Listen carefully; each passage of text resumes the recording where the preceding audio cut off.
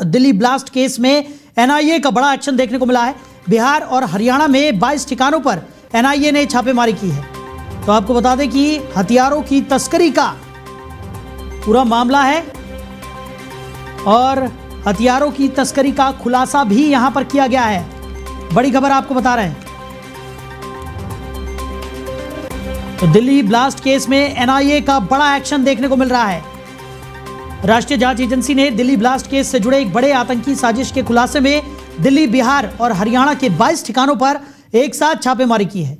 यह कार्रवाई उत्तर प्रदेश से बिहार के अलग अलग हिस्सों में गैर कानूनी हथियारों की तस्करी से जुड़ी हुई है और एनआईए को उत्तर प्रदेश से बिहार के अलग अलग हिस्सों में हथियारों की गैर कानूनी तस्करी से जुड़े एक मामले की जांच के तहत कई राज्यों में तलाशी अभियान एनआईए ने चलाया। अधिकारियों ने बताया कि हरियाणा, बिहार और हरियाणा में 22 जगहों पर तलाशी ली जा रही है। उन्होंने कहा कि तलाशी उत्तर प्रदेश से बिहार के अलग अलग हिस्सों में गैर कानूनी हथियारों की तस्करी की जांच का एक अहम हिस्सा है।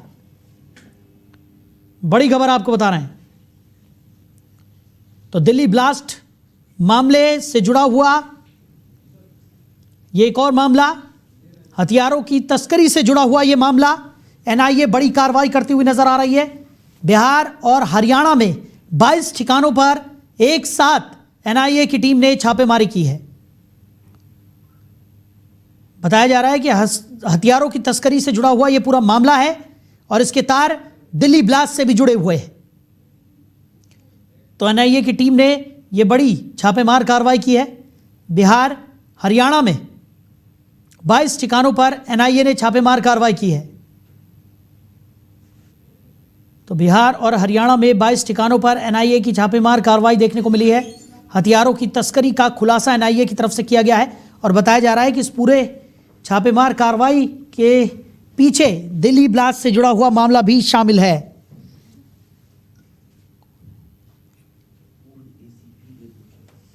और इसी खबर पर ज्यादा चर्चा के लिए पूर्व एसीपी वेद भूषण जी हमारे साथ जुड़ गए। वेद जी, बहुत स्वागत है आपका। जी नमस्कार। वेद जी, एनआईए ने बड़ी छापेमार कार्रवाई यहां पर की है। बताया जा रहा है कि हरियाणा से लेकर बिहार तक 22 ठिकानों पर एनआईए ने एक साथ छापेमार कार्रवाई की है और दिल्ली में जो ब्लास्ट हुए थे उसके भी तार हथियारों की तस्करी से जुड़े हुए बताए जा रहे हैं। एक बड़ी कार्रवाई कैसे देख रहे हैं? देखिए, अल-फलाह यूनिवर्सिटी में जिस तरह से तमाम इन्वेस्टिगेशन जैसे जैसे पहुंच रही है, बहुत सारी चीजों के खुलासे हो रहे हैं, क्योंकि ये कई साल से तैयारियां की जा रही थी कि किस तरह से इसको बढ़ाया जाए और किस तरह से बहुत हिंदुस्तान को दहलाया जाए। इसमें बिहार का एक बहुत बड़ा, पहले भी बिहार से इस तरह की सूचनाएं आती रही थी कि बिहार में बहुत सारे, इवन कोई रिटायर्ड पुलिस अधिकारी थे, वो भी इस तरह के मुस्लिम थे, इस तरह की चीजों में लगे हुए थे। और अब जो है बिहार के अंदर और बहुत सारे ऐसे ठिकाने हैं जहां पर इस तरह की एक्टिविटीज होती रही हैं। इसलिए ये छापेमारी बड़ी अहम मायने रखती है, क्योंकि इसके तार पहले कई स्टेट से जुड़े, अब बिहार से जुड़ते दिखाई दे रहे हैं, क्योंकि और तमाम हिंदुस्तान के बाहर से इसके लिंक्स थे, टर्की से था, पाकिस्तान से था। अब इंटरनल जो एनआईए है वो तमाम जो खंगाल रही है उन चीजों को, जैसे जैसे कॉल डिटेल्स खंगाले जा रहे हैं, सीसीटीवी फुटेज खंगाली जा रही है, इनके पैसे का जो एंगल है वो खंगाला जा रहा है। तो उसमें चीजें खुलकर आ रही हैं कि कैसे कैसे ये चीजें कनेक्टेड हैं, कैसे आपस में लिंक थी, कहां कहां पर ब्लास्ट करने थे, ड्रोन कहां तैयार होना था, किस तरह से सारी चीजों को अंजाम देना था, कहां कहां से मैन पावर जुटानी थी। जिस तरह डॉक्टर शाहीन है, उसका काम था लड़कियों को, यंग मुस्लिम लड़कियों को बहकाना, फुसलाना और अपनी गैंग के अंदर शामिल करना। तो ये उसी क्रम का एक हिस्सा है और अभी और ज्यादा रेड होने की संभावना है, क्योंकि पुतिन भी आए हुए हैं और इंटरनेशनल फ्रेम पर जो है, जो दुनिया का जो फ्रेम है वो चेंज हो रहा है, बदलाव आ रहा है। उस दिशा के अंदर एनआईए की जो रेड्स हैं बड़े मायने रखती हैं। आने वाले समय में और बड़े खुलासे होंगे और बड़ी जानकारियां निकलकर जल्दी सामने आएंगी और जो बड़ा, जो इसका कैनवस के ऊपर जो इसका रूप है वो पब्लिक को, जनता को दिखाई देगा कि किस तरह से अल-फलाह यूनिवर्सिटी एक तरह से उग्रवाद का एक बहुत बड़ा अड्डा थी। तो उसका तमाम खुलासा एनआईए धीरे धीरे कर रही है। इसी क्रम के अंदर इसको देखा जाए।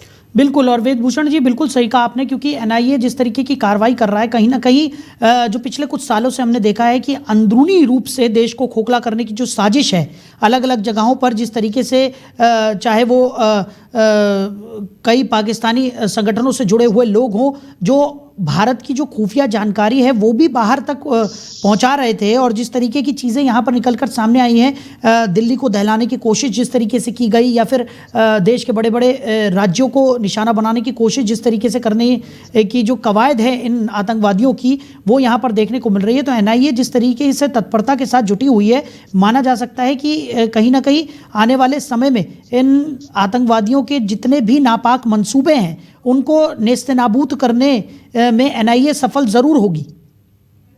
हाँ बिल्कुल, ये हमारी प्रीमियर इन्वेस्टिगेटिंग एजेंसी है और इसको इसलिए फ्रेम बनाया गया था इस संस्था को कि जब मुंबई के अंदर ब्लास्ट हुए थे, तमाम चीजें किस तरह कंट्रोल की जाए, किस तरह से नेशन वाइड या बल्कि विदेशों के अंदर इसकी इन्वेस्टिगेशन की जा सके, इसलिए एनआईए एक्ट पार्लियामेंट के अंदर पास किया गया था। उसी के तहत ये एजेंसी बनाई गई है जो पूरे हिंदुस्तान के अंदर एक तरह से छापेमारी कर सकती है, रेड्स कर सकती है, इन्वेस्टिगेशंस कर सकती है। सीबीआई से इसको बिल्कुल अलग रखा गया है, लोकल पुलिस से अलग रखा गया है। इसमें जो इन्वेस्टिगेशन के जो लेटेस्ट तरीके हैं, इन्वेस्टिगेशन के तरीके हैं, आर्टिफिशियल इंटेलिजेंस को लेकर तमाम तरह की जो सुविधाएं हैं मुहैया कराई जाती हैं। इसलिए अभी और ज्यादा चीजें प्रकाश के अंदर आएंगी क्योंकि इन्वेस्टिगेशन अभी बहुत ही प्रिलिमिनरी स्टेज में, शुरुआती स्टेज में है। जैसे जैसे इन्वेस्टिगेशन बढ़ेगी और ज्यादा गिरफ्तारियां होंगी और ज्यादा रेड्स होंगे और ज्यादा जानकारियां एनआईए साझा करेगी, और जब चार्जशीट आएगी तो अदालत को बताया जाएगा कि किस तरह से ये लोग देश को दहलाने के लिए तैयारी कर रहे थे। जी चलिए, वेदभूषण जी हमारे साथ जुड़ने के लिए, इन तमाम चर्चाओं के लिए आपका बहुत शुक्रिया। तो एनआईए की बड़ी छापेमार कार्रवाई यहाँ पर देखने को मिली है। हथियारों की तस्करी का खुलासा यहाँ पर हुआ है। दिल्ली से लेकर हरियाणा और फिर उसके बाद बिहार के 22 ठिकानों पर एनआईए ने छापेमार कार्रवाई की है और एक के बाद एक कड़ा एक्शन एनआईए लेती हुई नजर आ रही है।